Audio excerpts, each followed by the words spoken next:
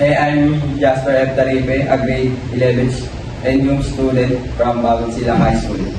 I am Justin Lago, a grade 11 new student from Bagong Silang High School. Hi, my name is Arjas Lee, a grade 11 new student from Bagong Silang High School.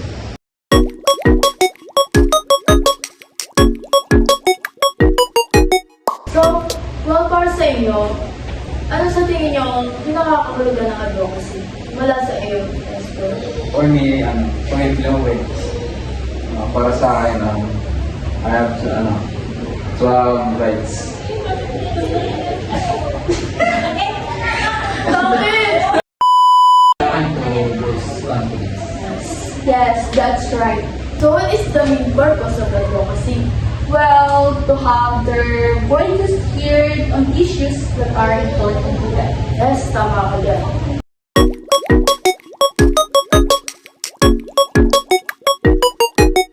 Let's have the second topic, which is the introductions of advocacy. Yes, so that's our first thing, Jasper. Title na Saving ang Future. Para din sa pag-aaral ko at sa future din. Sa akin naman is about sa child labor. Para sa akin, mahaba kang bagang nagtatrabaho. And for you, Alas?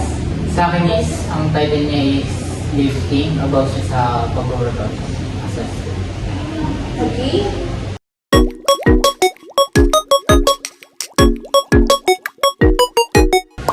Let's proceed to the last topic. Yan, kami titingin. Dahil dito sa'yo.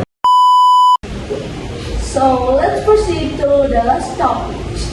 The questions and answers with Catherine. Here's the question.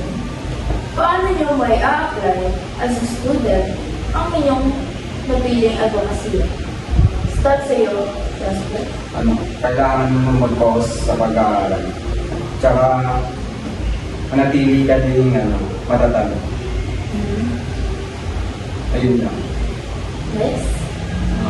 Para sa akin naman ma-apply ko as student, huwag masisilaw sa pera and ipagpatuloy ang pag-aaral para sa kinabukasan. And sa akin is, ang pag-exercise kasi is hindi lang pag-build ng muscle and body, kundi nakakapos din siya ng confidence and mood. So, nakakatulong yun para sa pag-aaral. Yes, that's all, guys. Thank you.